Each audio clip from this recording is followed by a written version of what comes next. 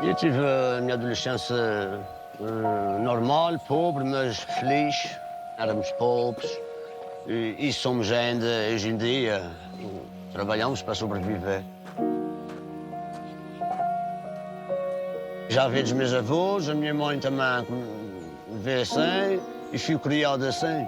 O meu avô também dizia, a gente não aumenta nem diminui. Estamos num nível de vida, pronto, é comer para sobreviver, pagar as nossas despesas e pronto.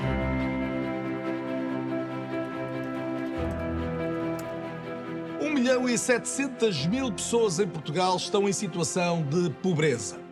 Ou seja, vivem com o rendimento inferior a 551 euros por mês, o que lhes dificulta o acesso a bens essenciais como alimentação, educação, saúde, habitação ou energia. Falo essencialmente de famílias alargadas com crianças ou famílias monoparentais, mas também de idosos, mulheres, pessoas que vivem sozinhas e desempregados. Neste universo existem também trabalhadores que, apesar de terem um salário, não dispõem de rendimentos suficientes para enfrentar o elevado custo de vida com que eles e as famílias são confrontados.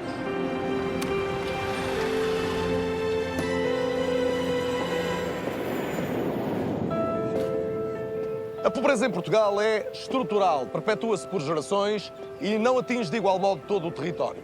A incidência é maior nas zonas rurais do que nas urbanas. As regiões autónomas são as mais pobres do país, com taxas de pobreza acima de 25%.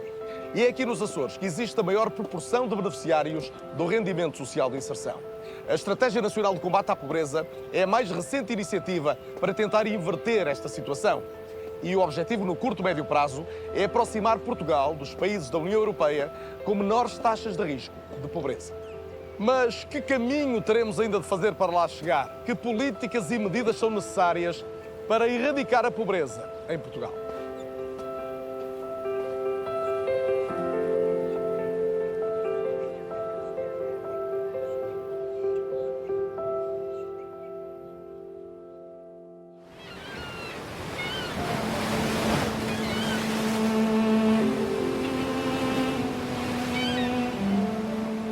Tive 14 anos na vida de mar, também é dura essa vida. O dinheiro era cada vez menos. Então decidi inscrever-me no centro de emprego. Tive a sorte de tirar o 7º, 8º e o 9º ano na minha escola profissional. Depois de ir para lá, parece que foi a coisa que fez sempre andar. Trabalho, tenho o meu salário, não deixo de ter na Bioqueiros. Atualmente eu faço agricultura biológica. A agricultura biológica existe sempre limpeza de folhas por causa de pragas, não podemos usar químicos e temos essa tarefa de estar sempre a limpar. A maior parte que aprendi foi com os meus avós. Ora viva, deixar aí a máquina bem segura. Ricardo, já há uns anos que está como responsável desta produção. É uma questão de rendimento que o fez optar então pela agricultura. Exatamente. Eu tirava por semana 100 euros, 120 euros. E apesar de tudo aqui tira mais? Não sei. Subsídio de férias descontos. Mesmo assim, o seu salário não vai muito além do salário mínimo? Não. Eu tiro 770, 780. Depois daqui ainda tenho um part-time que é jardineiro, que já estou com esse patrão também há 5 anos. E faço part-time até às 8 todos os dias. O sábado também trabalho com ele, feriados, onde não é feriados santos. Consigo perguntar-lhe qual é a sua maior ambição? O que é que mais gostava de ter, de conseguir? Ter a minha casa, conseguir a minha casa. O que é que acha que ainda pode fazer para conseguir esse sonho de ter uma casa própria? E, infelizmente, não posso fazer nada porque também os ordenados não ajudam. Eu não posso também trabalhar até à meia-noite, até às 0 horas. Pronto, vou tentar liquidar o meu carro. Uma coisa após a outra e ver se a seguir surge essa possibilidade. Exato. Espero mesmo que se concretize, Ricardo.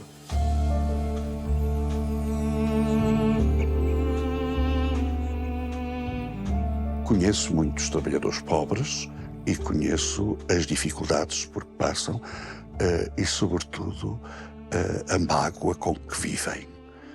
Porque muitas vezes esses trabalhadores realizam trabalhos muito difíceis. Assumem tarefas muito complicadas. Muitos têm até ordenados que os colocam acima do limiar da pobreza, mas mesmo assim são pobres. Como? Quando chegam a casa e começam a dividir o seu ordenado com os outros elementos do seu agregado familiar, o que calha a cada um coloca essa família em situação de pobreza. Está num quarto de 3 metros de largura, 4 de comprimento. Eu comprei um beliche, eu durmo embaixo, os pequenos dormem em cima. Não posso comprar mais nada porque não tenho espaço, à causa da minha mãe. A minha companheira também não recebe apoios nenhuns, também não pode trabalhar porque fica com o menino, que tem 2 anos. Também não pôde, a gente não pôde pô-lo na creche porque a gente não pode pagar. Os medicamentos eu compro logo no início do mês, que é para quando acontecer as coisas não faltar. A primeira coisa é sempre os meus filhos, é tudo para eles, que eu estou a crescer e preciso de trabalho para eles, apenas. Eu trabalho, eu mato-me a trabalhar, para manter o que eu tenho. Eles têm e não têm, por isso eu tenho que ser feliz, levantar a cabeça e seguir sempre como se costuma dizer, na via rápida, sempre reta.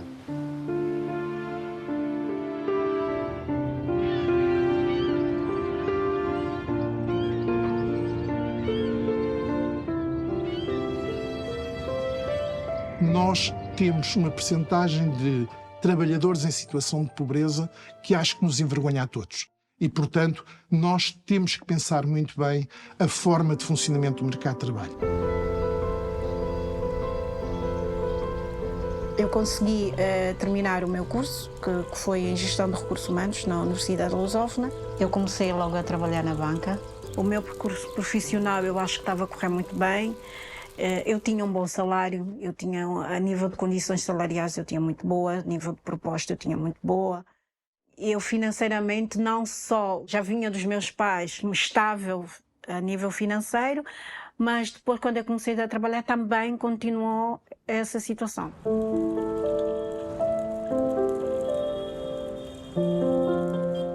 Eu venho de um casamento um quanto turbulento e entrei numa depressão. Eu bloqueei de uma tal forma que eu não consegui nem para frente, nem para trás. Deparo-me com 2 filhos, não tinha o apoio do pai dos meus filhos e depois acabo por ficar em casa e não sou chamada de novo para trabalhar.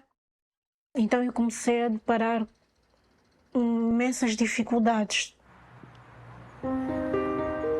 Nós olhamos para os números sobre a pobreza, percebemos que a pobreza em Portugal atinge mais as crianças e os jovens até aos 18 anos que qualquer outra categoria etária, atinge mais determinado tipo de famílias com crianças, famílias numerosas, famílias monoparentais. A maioria destas famílias monoparentais são femininas. Então eu já tinha um casal, eu já não queria filhos. Eu, quando fiquei a saber que estava grávida, a médica disse: "Oh, Jamila, eu não sei o que lhe dizer. Você está grávida de 3 gêmeas." "O quê? Você está grávida de..." Eu disse: "Doutora, não pode, por favor, tem que ver bem." "Doutora, eu estou separada. Doutora, eu não tenho condições de criar. Como é que eu vou criar 3 bebês? Como é que eu vou fazer isso? Doutora, eu não posso." E eu desmaiei.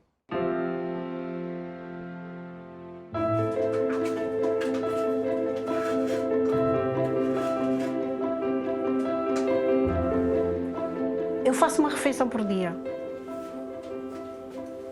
Porque eu, quando acordo, primeira coisa, eu estou a pegar nelas para dar de comer. E ao mesmo tempo está a ser tudo muito rápido, porque eu estou a dar de comer às minhas filhas, eu estou a pensar que eu tenho que fazer o almoço porque eu tenho que deixar para o meu filho Joel e para a minha filha Joelma. Há alturas, às vezes, que eu não aguento. É preciso libertar mais as mães para o trabalho remunerado e, portanto, dessa forma, reduzir a pobreza. Isso faz-se, por exemplo, com uma medida que, aliás, está inscrita na Estratégia Nacional de Luta contra a Pobreza, que é aumentar o número de lugares de creche. Outros exemplos, no que diz respeito à possibilidade de novas medidas para o combate à pobreza infantil, tem a ver com a possibilidade de haver mais empregos em part-time para alguém que assume no seio da família mais o papel do cuidador, normalmente é a mulher, mas não tem que o ser, E, finalmente, há uma questão muito relevante, que é a questão do abono de família, que pode perfeitamente ser maximizado para reduzir claramente a pobreza das famílias. Eu não estou a receber abono de nenhum dos meus filhos. Tenho recebido o subsídio de parentalidade, que são 374 euros por mês, que vai terminar agora daqui a 2 meses, e até o momento ainda não recebi o abono pré-natal. É exatamente isso, com este valor que eu tenho vivido. Hoje, para mim, o grande problema é precisamente o facto das crianças progressivamente terem assumido um papel dos setores mais vulneráveis à pobreza. As crianças não são pobres em si mesmo, são pobres porque vivem em famílias pobres. Isto implica medidas integradas para as crianças e para as famílias onde elas estão inseridas. Eu, se não tivesse a instituição Banco Bebê, eu não sei como é que eu haveria de me virar, porque é assim, se eu tivesse que comprar as fraldas, o leite, como é que eu me haveria de virar? Eu não sei. E depois tenho a banca alimentar. Essas 2 instituições têm ajudado bastante. Eu sou mãe e pai dos meus filhos, hoje eu sou mãe e pai dos meus filhos. E eu vou continuar a lutar por isso. Tá difícil, muito.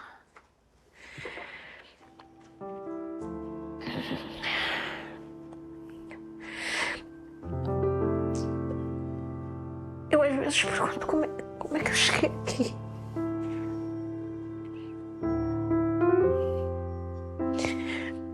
Porque de alguma forma eu acho que eu tinha a minha vida organizada.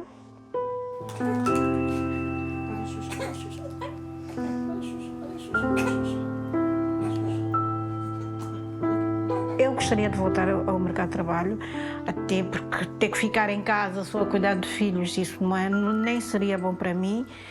E se elas estivessem na creche, seria muito bom para mim. Elas não indo para a creche, como é que eu faço?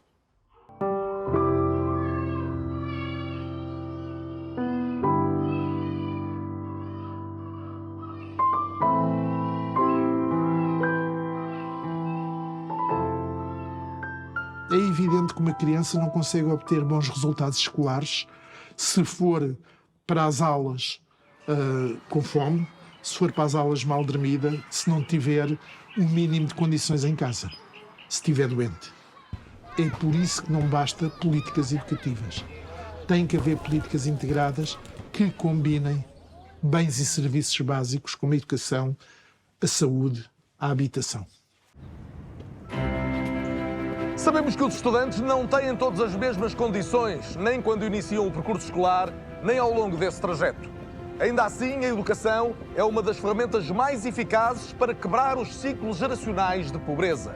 Por isso é tão importante generalizar a escolaridade nos primeiros anos de vida de cada criança e cumprir 12 anos de ensino obrigatório. A educação promove a realização pessoal e profissional, uma cidadania ativa e o funcionamento daquilo a que chamamos elevador social.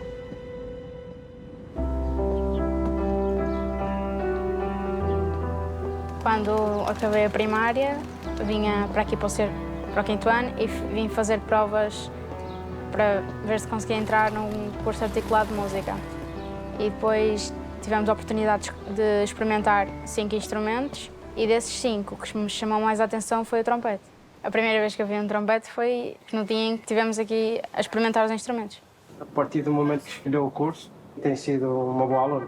4 5. Aluna de excelência de 4, excelência da escola também. Quer dizer que a música ajuda neste percurso todo.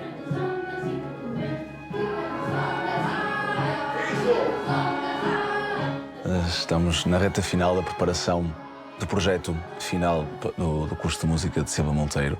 Juntamente com a Câmara Municipal do Porto e a Escola do Cerco, conseguimos abranger muitos alunos e crianças de meios mais desfavorecidos e juntando com meios de outro tipo de classes, também sociais. A Câmara Municipal adquire os instrumentos e empresta os instrumentos a estes alunos e cria esta eficácia na diminuição e no desaparecimento da desigualdade social. Os instrumentos são muito caros e tendo esta ajuda por parte da autarquia de ceder os instrumentos aos alunos mais necessitados, é fabuloso, não é? Os alunos podem atingir patamares inimagináveis.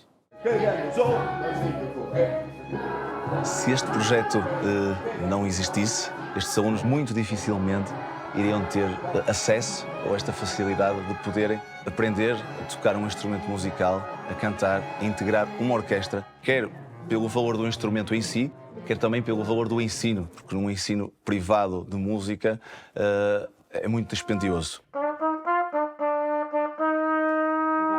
O que é que nós temos aqui? Staccato. Um staccato. O staccato tem que ser curtinho e do diafragma. Tic, tic, tic. Vamos lá.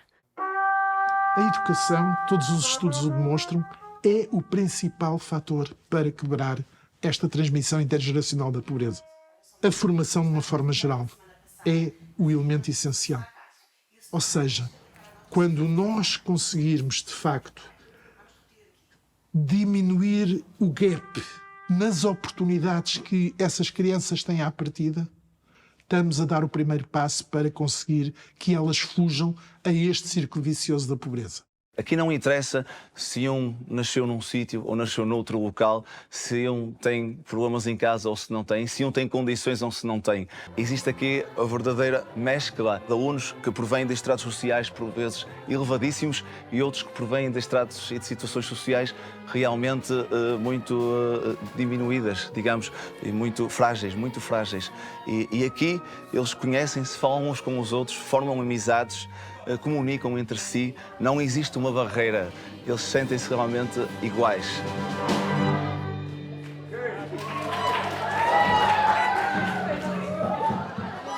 No futuro, talvez tocar numa orquestra profissional seja uma opção. É puxar carros.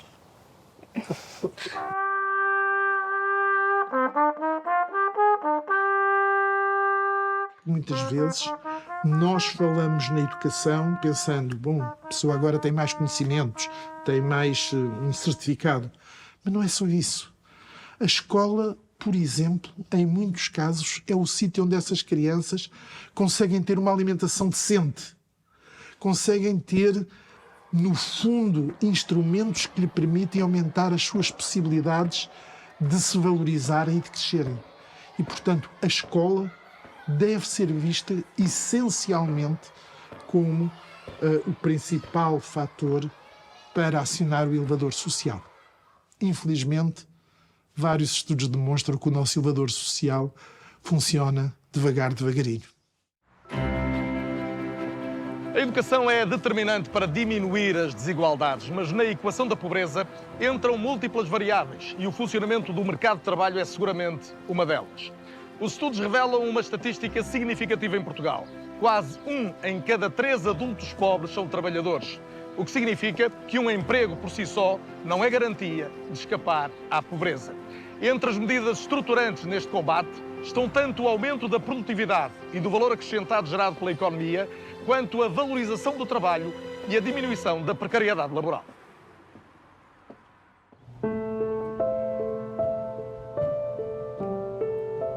A pobreza é um cancro, tem uma desumanidade muito grande, porque nós não nascemos para isto. Nós não nascemos para ser abandonados. Nós nascemos para pertencermos à polis. Nós somos mais de 3.000 trabalhadores hoje no grupo. Temos cerca de 70 empresas. Tem áreas de atividade muito sofisticadas. Áreas que são autênticos cisnes negros do ponto de vista de nós conseguimos ver primeiro o que outros não conseguiram ver. Estamos em Braga. É um campus industrial, mas desenhado com uma ideia em que as artes têm um papel instrumental. Estamos a falar da leitura, estamos a falar do teatro, estamos a falar da filosofia, estamos a falar da poesia, a poesia no trabalho, a poesia na vida do dia-a-dia.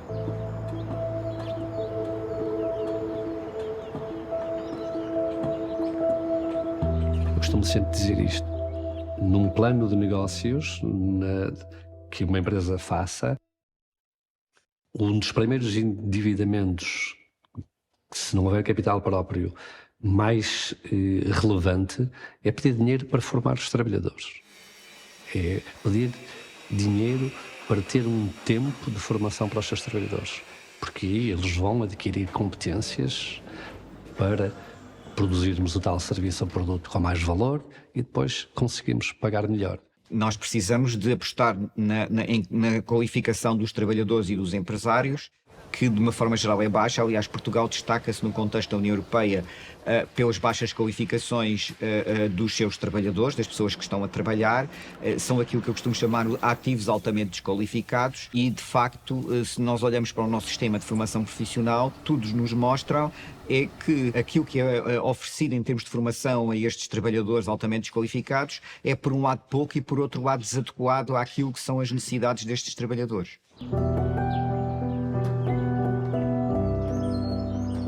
O que a DST dá aos trabalhadores? É esse espaço de possibilidade de tudo ser outra coisa, tudo poder ser outra coisa para eles. Ele entra aqui numa profissão, entra aqui como aprendiz e pode vir a chegar a administrador. Nós temos muitos administradores. Eu diria que há 2 ou 3 administradores do grupo, dos cerca de 25 ou 27 administradores, que vieram de fora. De resto, eram todos operários nossos, hoje são administradores, mas continuam a ser trabalhadores. Eu gosto muito dessa palavra, do trabalhador. E, portanto, esses administradores são nossos trabalhadores e entraram aos 22 anos, aos 23, como estagiários, enfim. Cheguei à ADST com 30 anos. Fui recebido pelo Engenheiro Teixeira, que me deu a oportunidade de me juntar à equipa do grupo, e passado um ano, o Engenheiro Teixeira chamou-me ao gabinete e convidou-me para dirigir o departamento de estruturas metálicas da construtora. Eu achava que ele estava enganado, mas foi assim que ele escolheu e foi assim que eu fiz. Fui administrador com 35 anos, quer dizer, pela primeira vez, e depois passado 10 anos fui novamente administrador e fui convidado para board member também da Subholding de Engenharia e Construção. Eu não sei o que é que o futuro me reserva, mas como reserva uma coisa muito boa, tenho a certeza que reserva.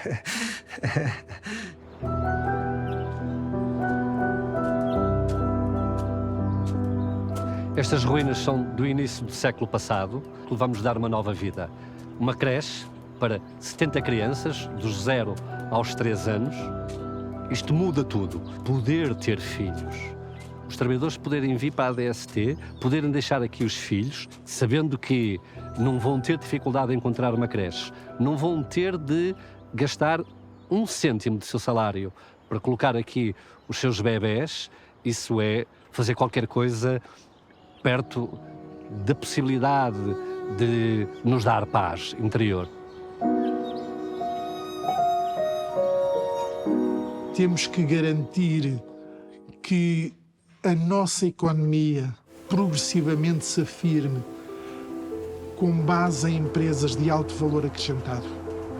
Ou seja, no fundo, temos que progressivamente abandonar uma economia assente em baixos salários. Evidente que a leitura tem muita importância, sem dúvida, a aprendizagem, mas nós se formos rapar o tacho e ver como é que nós nos fizemos como homens ou como mulheres, quais foram as variáveis que influenciaram a persona que nós hoje somos, no nosso caso, não deve ser desconsiderado o facto de nós termos sido pobres. Sou levado a acreditar que essa influência foi importante. Ter sabido, ter passado pela miséria e não ter esquecido, nem querer apagar a miséria, nem me querer pôr em bicos de pés, deu-me um entendimento do trabalho que pessoas que não tiveram esta vida não têm, forçosamente, não conviveram dessa maneira. Isso ajudou muito.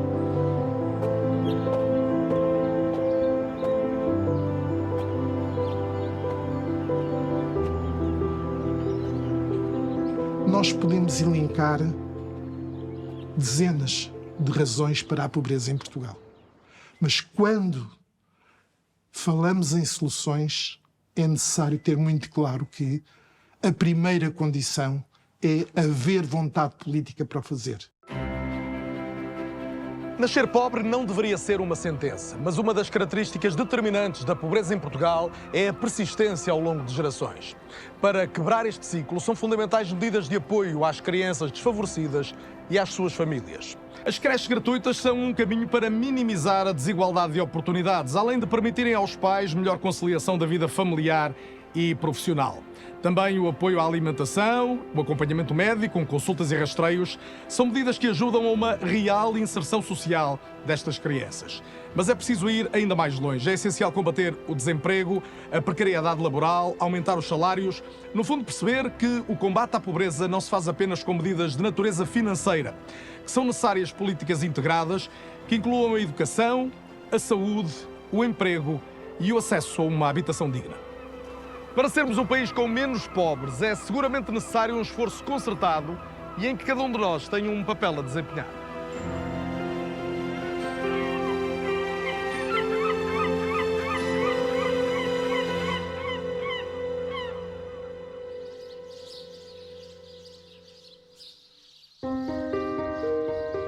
Eu lembro-me que nessa altura muitas vezes faltava muita coisa. Faltavam as prendas no Natal. Faltavam esse tipo de coisinhas que nós acabámos por aprender a contornar. Nós fazíamos as nossas próprias prendas. Eu lembro-me que a minha filha mais nova uma vez deu-me um papelinho de prenda de Natal que dizia vale um abraço. Mas o ambiente em casa era bom, foi sempre bom, fomos sempre divertidos, nós sempre brincámos, sempre aproveitámos o tempo. Se não podíamos aproveitá-lo de outra forma, se estávamos todos juntos, nós desfrutávamos da companhia uns dos outros. E foi sempre assim. Do universo de 1.700.000 pobres em Portugal, cerca de 15% eram beneficiários do Rendimento Social de Inserção em 2021. Nesse ano, o valor médio do RSI por beneficiário era de 119 euros e o valor máximo de 190, muito aquém dos 551 euros que definem o limiar da pobreza. É provável que não saiba que o RSI representa menos de 1% do total das despesas da Segurança Social. Ainda assim, é um primeiro instrumento importante para travar a intensidade da pobreza, ainda que insuficiente para corrigir todos os desequilíbrios, até porque não bastam transferências financeiras e medidas sociais a vulgo. O combate à pobreza exige articulação de políticas públicas nas mais diversas áreas, da educação à saúde, da habitação ao emprego. E a Estratégia Nacional de Combate à Pobreza pretende trazer precisamente essa visão mais integrada. Um dos grandes objetivos é o de até 2030 baixar a taxa de pobreza global de 16,4% para 10% e reduzir para metade a incidência da pobreza nas crianças e jovens, ou seja, para valores abaixo dos 10%. Resta saber se estarão reunidas as condições para que esse instrumento se revele verdadeiramente eficaz.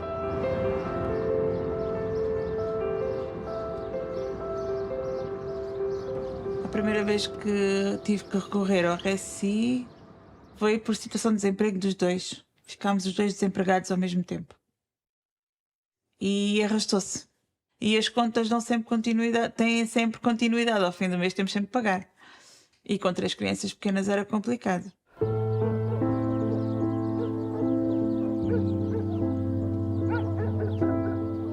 Eu, quando pedi ajuda, foi já no limite e porque tinha os meus filhos. Se não tivesse meus filhos, eu não tinha pedido nada a ninguém. Isso é certo. Mas como os tinha a eles, eu tinha que os salvaguardar. E então eu fui. Mas eu fui com o meu orgulho lá em baixo. Eu engoli o meu orgulho e fui pedir ajuda. Era quase como se levasse um tiro cada vez que recebia a prestação. Foi uma coisa que... Como é que eu ia dizer? Que me rasgou por dentro. Eu própria tinha estigma contra mim. Eu não queria receber eu não queria pedir isso, eu não queria precisar disso. Eu queria ter ferramentas para sair.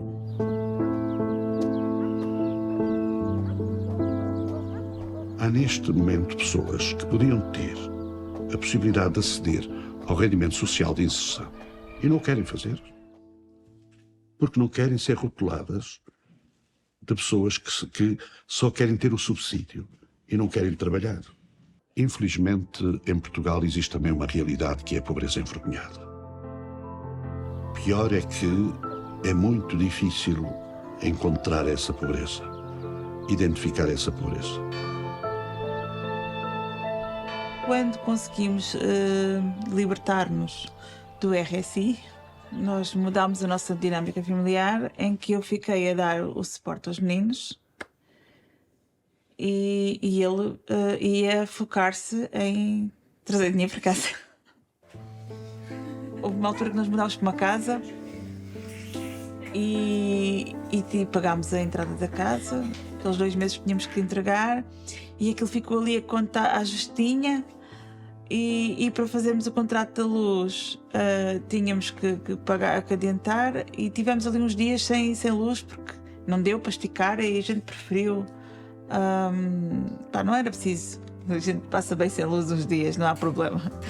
Nós passávamos o tempo a jogar Monopólio e a dizer às vezes disparates, e os miúdos a contarem coisas e a brincarem.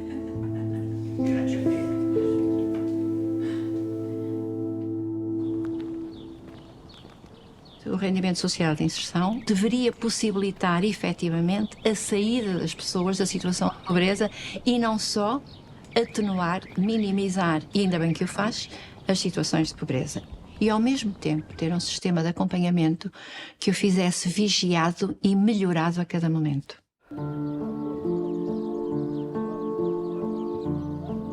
Cidália, hoje numa família de 5 pessoas, toda a gente trabalha. Toda a gente trabalha. 3 fora de casa. 3? 4 fora de casa, os filhos e o marido, e eu trabalho em casa. Muito. Como é que é o seu dia-a-dia? Começa cedo? Não começo muito cedo, porque a gente faz os nossos horários, não é? Eu começo por volta das 8h30 e termino por volta das 11h30, mais ou menos. É o suporte de todos, no fundo? Sou o suporte de todos, sou eu que trato das fardas. Eles são 4 fardas diferentes, as fardas, a comida, os horários das refeições, o descanso, as compras para a casa, a limpeza da casa.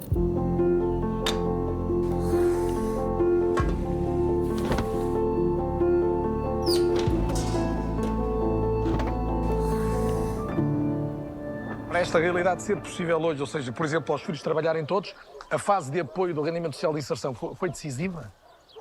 Foi. O RSI, quando não há mais nada, quando a esperança abalou, quando não há esperança de que venha mais nada, quando não há trabalho, quando não há outra fonte de rendimento, é essencial.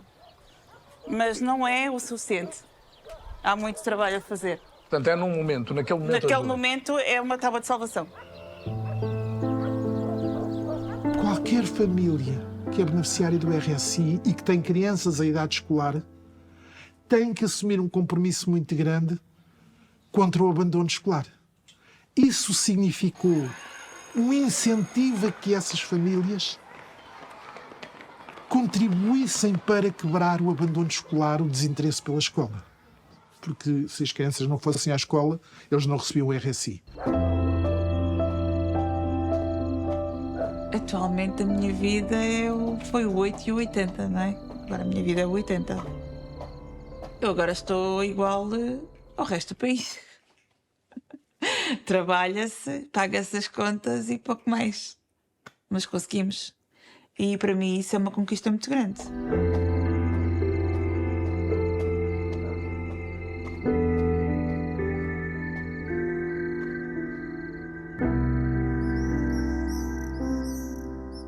Nós temos neste momento em Portugal uma estratégia nacional de combate à pobreza. Finalmente. A Estratégia Nacional de Combate à Pobreza tem a ver com a construção do novo modelo de sociedade, do novo modelo económico. Para além de querer e pretender fazer aqui uma articulação de grandes políticas públicas, que elas próprias podem ser geradoras de pobreza. Estou a falar de políticas de saúde, políticas de emprego, informação, políticas de educação e criarmos uma cultura de organizacional de serviços públicos, mas também do terceiro setor, das próprias empresas e de criar este alinhamento para uma nova cultura, para um novo modelo de como é que olhamos para as pessoas em situação de pobreza e exclusão e que nós precisamos inclusivamente de mudar a forma de como olhamos para eles. É urgente que a estratégia entre em velocidade de cruzeiro. É urgente que as políticas públicas olhem para as questões do combate à pobreza com a dignidade que merece, como uma política ao nível de qualquer outra política fundamental do país. Por causa da minha mãe ser sozinha com 2 filhos na escola, sempre tive os apoios do Estado, quer na primária, quer no segundo e no terceiro ciclo. Tinha comida, tinha almoços e depois também começaram a ajudar com os livros. Sem os apoios era impossível eu estudar da maneira que estudei. A minha mãe estudou até ao 9º ano e ela sempre quis que nós estudássemos porque ela viu o que ela passou com o meu pai e mesmo o que passou sozinha depois connosco, e então não queria que nós tivéssemos essa realidade. O impacto dos apoios sociais na manutenção das crianças na escola é realmente bastante relevante, desde logo a ação social escolar, e isso de facto tem um impacto enorme na qualificação dos indivíduos. Alguns destes indivíduos conseguem mesmo ter percursos escolares de excelência. Eu sempre fui uma pessoa que sempre foi muito interessada pelo espaço e pela física. Sempre me fascinou a engenharia por trás do avião. Como é que nós conseguimos pôr uma máquina daquele tamanho a fazer as coisas que consegue fazer. E depois a física por trás dessa engenharia toda são coisas que realmente me interessam. Quando eu soube que entrei em engenharia aeroespacial, fiquei extremamente feliz, não é? Porque, para além de ter sido a primeira escolha, tive logo o meu percurso de carreira definido. Ora viva, João, muito gosto. Olá, igualmente. O teu mundo, é? Exatamente. João, e foi possível chegar ao curso que querias? Era aquela ambição? Sim, eu tive que me dedicar bastante. E beneficiar, no fundo, rentabilizar os apoios sociais que se mantêm hoje na tua vida, são indispensáveis ainda hoje. Sim, sim, porque sem os apoios sociais na universidade a minha mãe não teria condições sozinha de me conseguir pôr a estudar noutra cidade. A tua mãe vive em Rio Tinto, tu estudas em Aveiro, os apoios servem para pagar o quê? Então, nos apoios eles pagam umas propinas, pagam a residência e depois ainda me dão algum dinheiro para despesas para a comida e assim, mas mesmo assim a minha mãe ainda tem que me ajudar com algum porque não é suficiente. Mas está a ser possível fazer o curso quando ele acabar? Já tens definido o objetivo? Queres ir para fora? Queres ficar em Portugal? É sim, eu de preferência preferia ficar em Portugal, mas como o setor aeroespacial não é assim, não é um setor tão grande aqui em Portugal, o mais provável é ter que ir para fora, mas gostava de voltar um dia. Desejo-te felicidades, corra tudo bem. Obrigado. É frente. Tal como os pais do João, muitos portugueses em idade ativa foram obrigados a trocar a escola pelo mercado de trabalho para ajudar nas contas de casa. E neste ponto os números são claros. Pobreza e exclusão social estão ligadas ao nível de escolaridade de cada um. Dados de 2022 mostram que a pobreza atinge 1 em cada 4 das pessoas que não têm mais que o ensino básico e 14% das que apenas concluíram o secundário. Os licenciados também não escapam à pobreza, mas a percentagem é bastante menor, de 6% apenas. Apesar do progresso dos indicadores de ensino, 40% da população portuguesa entre os 25 e os 64 anos não concluiu o secundário. A média europeia está nos 21%. A requalificação profissional é indispensável à plena integração no mercado de trabalho de alguns grupos de pessoas, como as que têm baixas qualificações, os desempregados de longa duração e os jovens que não concluíram o ensino obrigatório. Mais uma vez, a educação é a palavra-chave no combate à pobreza. A Câmara Municipal e a ADEIMA reuniram esforços no sentido de responder a uma lacuna existente no Concelho. Percebemos que não existia nenhuma formação que permitisse o acesso de pessoas que tinham de partir do zero. Eu nasci da Colhã, tenho 18 irmãos. Tudo bem? E eu fazia a escola para ganhar e para comer. Foi por isso que eu não acabei a escola. E já hoje estou arrependido. Temos que pensar que em Portugal ainda há muita gente só com o primeiro ciclo, antigo ensino primário. Para já não falar do analfabetismo funcional. que não têm acesso a esses cursos.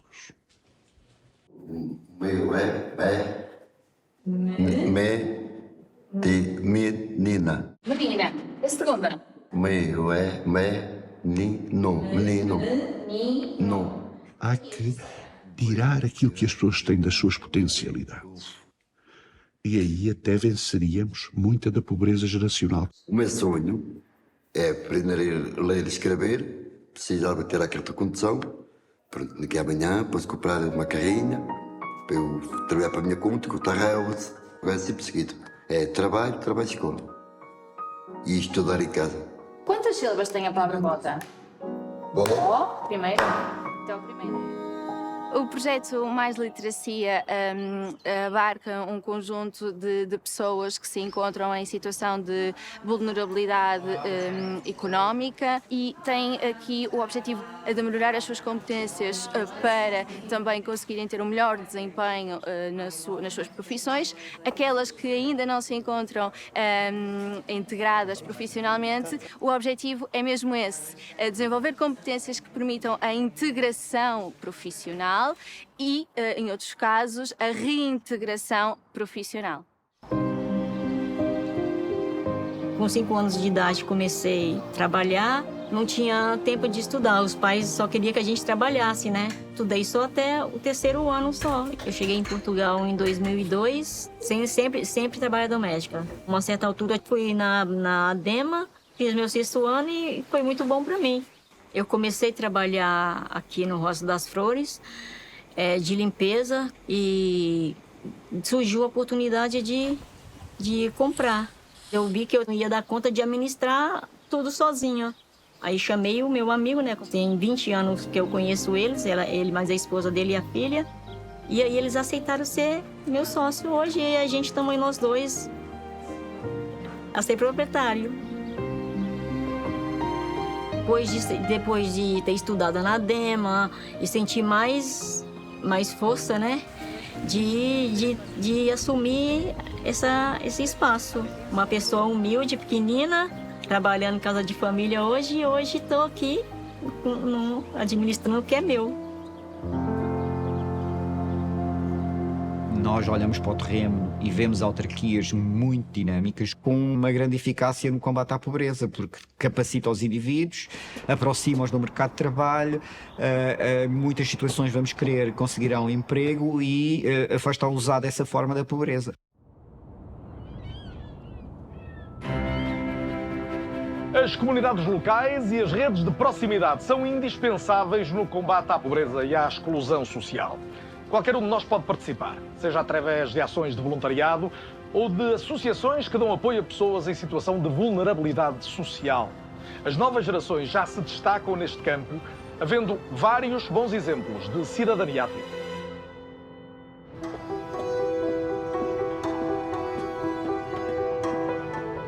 O Movimento Transformers é um movimento nacional de estímulo à participação cívica e social que existe há 13 anos. E nós trabalhamos então desde o início com crianças e jovens em risco de exclusão social, mais recentemente com o projeto Reformers com séniores isolados, garantindo que ninguém fica para trás e que através de redes de proximidade, quer estas crianças e jovens, quer estes séniores, têm igualdade na oportunidade de participar.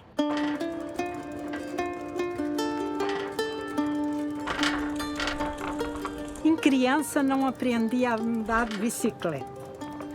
Claro que eu tinha imensa pena.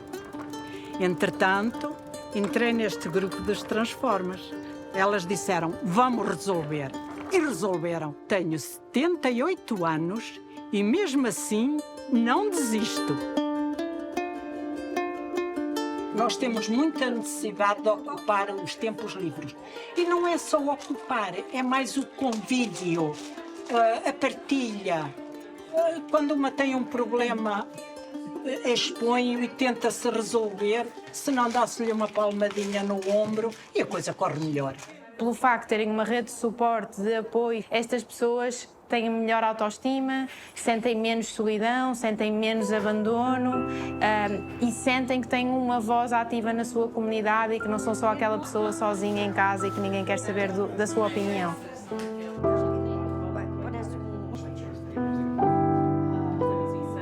Isto continua a ser muito importante para mim e ajuda-me muito na minha solidão.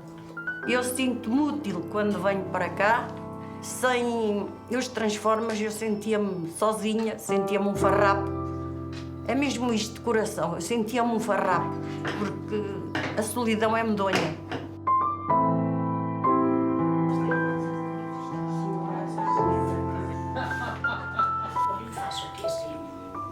Nós trabalhamos em escolas e em escolas nós trabalhamos com as turmas com alto índice de sucesso escolar, portanto, miúdos que já reprovam há 3 ou 4 anos e que são sinalizados pelas direções das escolas, e já conseguimos comprovar que pelo facto de eles estarem na sua comunidade a aprenderem um talento que foram eles que escolheram, reduzem o seu insucesso escolar em 44%. Os contextos de vida destes jovens muitas vezes levam a que eles tenham alguma dificuldade em confiar nas pessoas. Eles têm históricos de abandono e, portanto, têm muita dificuldade em confiar que alguém possa ficar para eles, cá para eles, de forma consistente. Eu acho que esse é o grande veículo de impacto dos Transformers, é, no fundo, criar aqui uma referência, uma figura de referência positiva, que os empodera, que os encoraja, que acredita neles e, portanto, começam a sentir que podem fazer parte integrante de uma comunidade. E o bom disto tudo é que hoje nós já temos aprendizes que se tornaram mentores, portanto, são jovens que aprenderam uma série de atividades connosco e hoje já são eles que estão a ensinar outros jovens, e isto, em termos de proximidade, é maravilhoso, porque uma coisa sou eu, Joana, ir a um centro de acolhimento, dizer eu venho aqui ensinar piano no alto do meu privilégio. Outra coisa é o Diogo, que cresceu num centro de acolhimento, que aprendeu a dançar hip-hop com os Transformers, hoje estar noutro centro de acolhimento e chegar lá e dizer aos miúdos eu cresci num sítio igual a este. Foi o breakdance que me salvou e foi isto que eu aprendi nos Transformers. Hoje sou eu que estou aqui e quero ensinar isto a este grupo. O meu percurso foi de aprendiz para mentor. A minha função como mentor é ajudar o jovem a sair daquela bolha que tem aquele rótulo de tipo, eu não consigo, nunca vou ser capaz. Então, como mentor, eu tenho que chegar lá e furar. Esta cidadania que se presta em colaborar nas associações de bairro, nas cooperativas, no voluntariado, são todas estas formas que levariam a criar mecanismos de prevenção para uma sociedade mais justa e, portanto, onde se quebrassem realmente estes ciclos de pobreza que temos.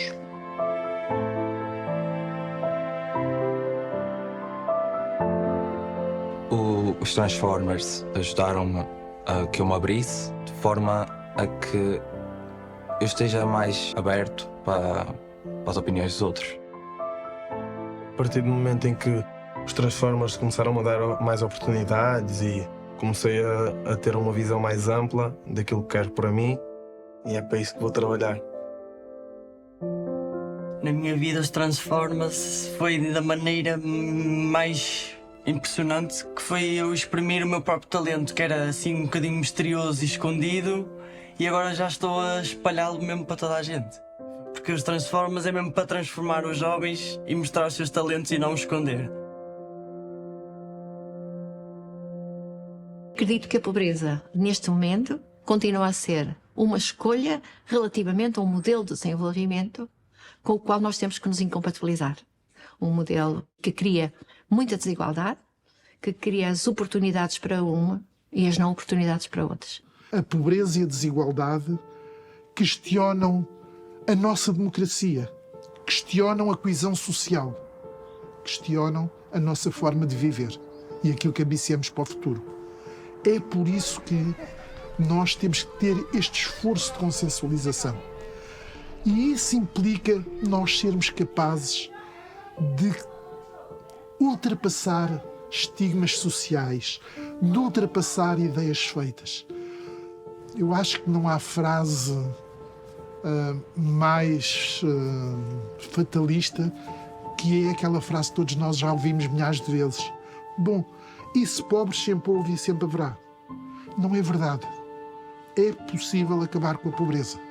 É uma questão de vontade política de afetar os recursos necessários ao fim da pobreza.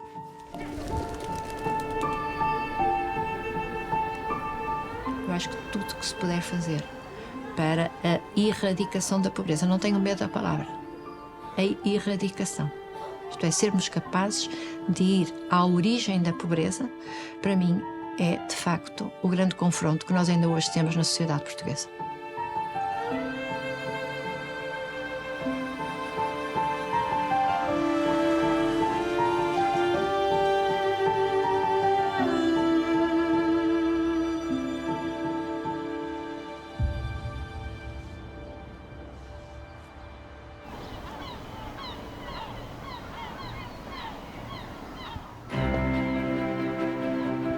Os caminhos de combate à pobreza já são conhecidos. Agora, para os percorrer com sucesso e enfrentar também o desafio recente do aumento dos preços, é necessária vontade política, garantem todos os especialistas. E neste combate a prioridade deve ser dada às crianças e às famílias onde crescem. Será a única forma de quebrar o ciclo geracional de pobreza. É também necessário integrar as políticas públicas, no sentido de melhorar o funcionamento do mercado de trabalho e garantir acesso a todas as pessoas à educação, à habitação ou à saúde. A pobreza põe em causa a justiça social e, nesse sentido, é um entrave ao desenvolvimento económico e à coesão da sociedade. Por isso, Portugal deve tentar colocar-se entre os países da União Europeia com menores taxas de pobreza. E este deve ser mais que um desafio, deve mesmo passar a desígnio nacional. Erradicar a pobreza passa por assumir coletivamente que este não é um problema de alguns apenas, mas de todos nós.